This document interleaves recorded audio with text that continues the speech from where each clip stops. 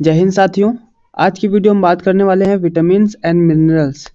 MCQ type questions होंगे, हिंदी में होंगे, क्वेश्चंस एंड आंसर साथ में ही होंगे। ठीक है, मल्टीपल चॉइस क्वेश्चन होंगे। इससे आपको सभी एग्जाम जो आप एग्जाम देने जाएंगे उसमें 2 से 3 क्वेश्चन देखने को मिलेंगे ही मिलेंगे, क्योंकि विटामिन एक ऐसा टॉपिक है जो फेवरेट होता है सबका। ठीक है, तो बढ़ते अपने वीडियो में। हमारा पहला प्रश्न है, फंक ने किसका आविष्कार किया था? विटामिन का, हार्मोन का, प्रोटीन का या फिर एंजाइम का? इसमें आपको आंसर भी दिख रहा होगा। आंसर होगा आपका ए नंबर, विटामिन का आविष्कार फंक ने किया था।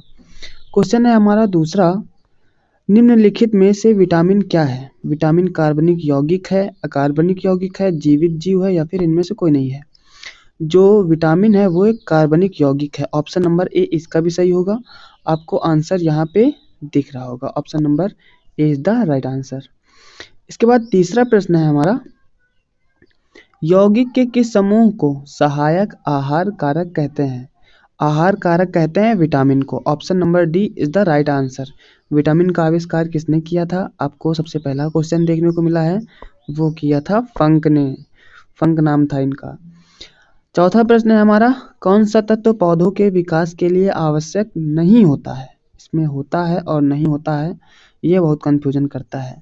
पोटेशियम होता है, पोटेशियम का सूत्र होता है के, कैल्शियम का होता है Ca, मैग्नीशियम का होता है Mg।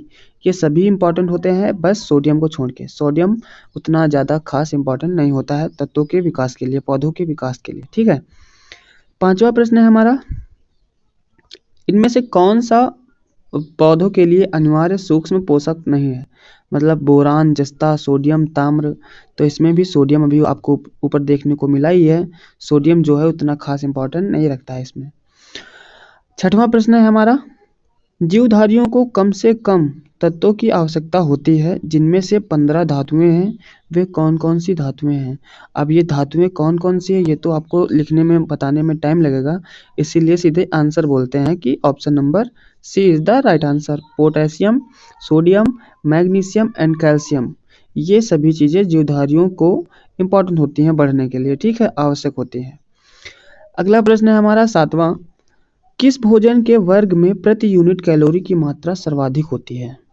विटामिन में, वसा में, कार्बोहाइड्रेट्स या फिर प्रोटीन में?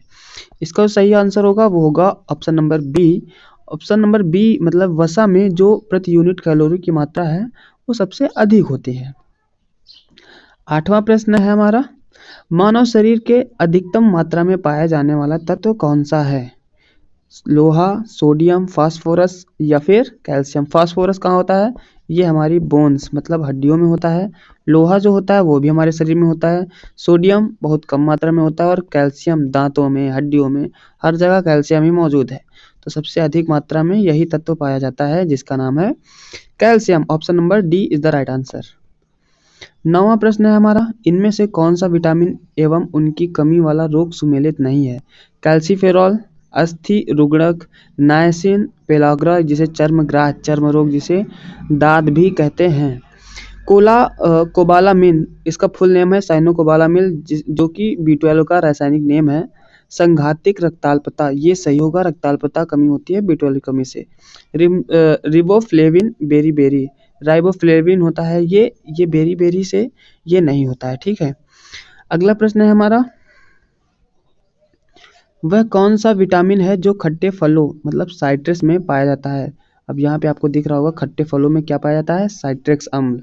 ठीक है, तथा चर्म को स्वस्थ रखने में जरूरी होता है विटामिन सी। विटामिन सी का मुख्यतम स्रोत कौन सा है? वो होता है आपका आंवला। आंवले से ज़्यादा खट्टा है नींबू, लेकिन ये नींबू में कम और आंवले में ज़्यादा होता है विटामिन सी। विटामिन सी का रासायनिक नाम है स्कारबिक एसिड, जो है विटामिन सी का रासायनिक नेम होगा। अगला प्रश्न है हमारा, विटामिन सी का मुख्य स्रोत क्या है? कच्चे एवं ताजे फल, दूध, घी, दालें। इसका जो सही आंसर होगा वो होगा कच्चे एवं ताजे फल विटामिन सी का मुख्य स्रोत है। अगला प्रश्न है हमारा, कंचन किसका एक उन्नत किस्म है? मतलब उन्नत किस्म का बीज किसका है कंचन? ये है आंवले का। आंवला किसका मतलब पूरक होता है? ये होता है विटामिन सी का। विटामिन सी का पूरक आंवला होता है। अमरूद, आम, आम भी खट्टा होता है, आम में भी विटामिन सी पाया जाता है, अमरूद में पाया जाता है और अंगूर में भी पाया जाता है, लेकिन प्रचुर मात्रा में आंवले में पाया जाता है। क्या पाया जाता है? विटामिन सी से बचने के उपाय। विटामिन सी का सबसे उत्तम स्रोत क्या है? ये देखो आपके पास क्वेश्चन ही आ गया कि विटामिन सी का सबसे उत्तम स्रोत क्या है? वो होगा आपका आंवला। बिना देखे टिक लगाओ, जहाँ भी मिल जाए आंसर यही ही होगा। ऑप्शन नंबर सी, ये देखिए ऑप्शन नंबर सी यहाँ पे भी है और आंवला टिक हमने किया था। अगला प्रश्न होगा 14वां। इनमें से किसमें विटामिन सी की मात्रा सर्वाधिक होती है? अब हर बार सी आ रहा है तो ये नहीं समझना कि सी दिए जा रहे हैं। सी इंपॉर्टेंट है, हर प्रश्न में सी ही पूछता है। ए बी को साइड करो, ए बी का उतना ज़्यादा महत्व नहीं है जितना कि सी का है, ठीक है। तो इनमें से किसमें विटामिन सी की मात्रा सर्वाधिक होती है? संतरा, क्योंकि यहाँ पे आंवला नहीं दिया गया है ना, इसीलिए यहाँ पे संतरे को टिक करेंगे, क्योंकि संतरे से बाकी सब कम खट्टे होते हैं। Option number D is the right answer. 15वां प्रश्न है हमारा, विटामिन सी का रासायनिक नाम क्या है? विटामिन सी का रासायनिक नाम है स्कारबिक एसिड। स्कारबिक एसिड अभी ऊपर देखे थे, स्कारबिक अम्ल यहाँ पे है। थायमिन, साइट्रिक अम्ल, टार्टनिक अम्ल। थायमिन किसका होगा? थायमिन होगा B1 का। B1 का, बी के कई सारे पार्ट हैं, B1, B2, B3, B4 या फिर B12। B12 का भी ऊपर मिला था साइनोकोबालामिन, ठीक।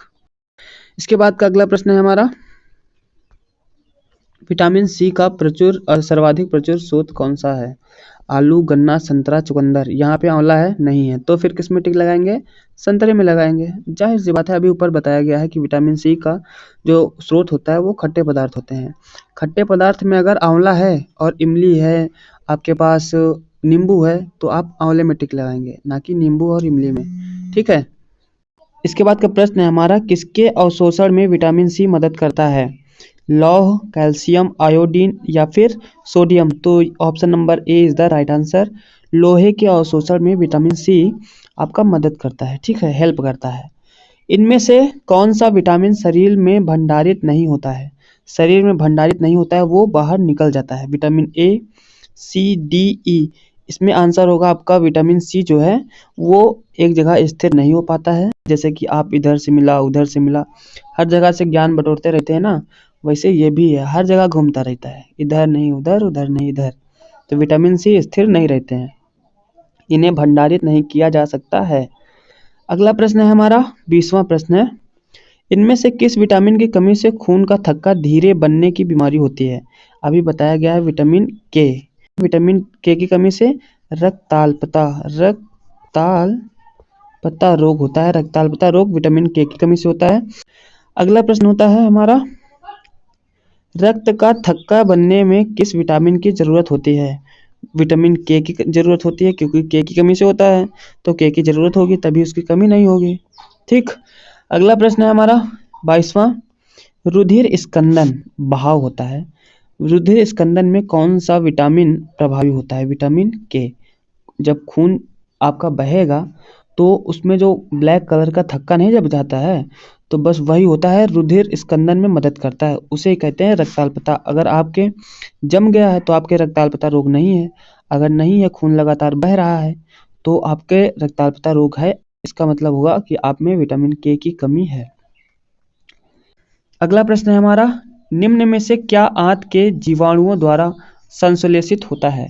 Vitamin B12, vitamin B C, vitamin K या फिर विटामिन ए। इसका सही आंसर होगा विटामिन सी जो है वो आंत के जीवाणुओं द्वारा संश्लेषित हो जाता है, मतलब अवशोषित हो जाता है। 24वां प्रश्न है हमारा, निम्नलिखित में से विटामिन डी का स्रोत कौन सा है? विटामिन डी का जो स्रोत है, मुख्य स्रोत होता है, वो होता है सूर्य की किरणें। सूर्य की किरणें विटामिन डी की मुख्य स्रोत हैं। सूखा रोग होता है जिसे रिकेट्स बोलते हैं, इंग्लिश में रिकेट्स बोलते हैं, रिकेट्स, और हिंदी में सूखा रोग। तो विटामिन डी की कमी से रिकेट्स रोग ही होता है, ठीक है। हमारा लास्ट प्रश्न होगा 25वां, निम्नलिखित में से सूर्य की किरणों में से कौन सा विटामिन प्राप्त होता है? अभी विटामिन डी की कमी से रिकेट्स होगा तो विटामिन डी ही पाया जाएगा। Option number D is the right answer.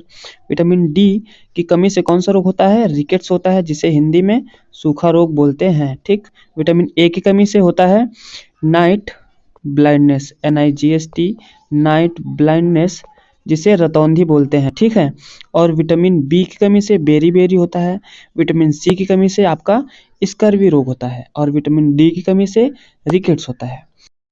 ठीक है, तो हमारी जो विटामिन की क्लास है वो हो चुकी है कंप्लीट। तो आप लोग वीडियो को लाइक करके और चैनल को सब्सक्राइब जरूर कर लें। अपने मित्रों के पास भी शेयर कर दें ताकि बेचारों को उन्हें भी कुछ मिल सके, प्रॉफिट मिल सके कि नहीं हाँ हम तैयारी कर रहे हैं तो हमारा मित्र हमारे लिए शुभ चिंतक बना हुआ है कि नहीं हाँ ये भी हो जाए।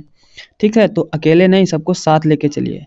जय हिंद, जय भारत, पढ़ते रहिए, आगे बढ़ते रहिए।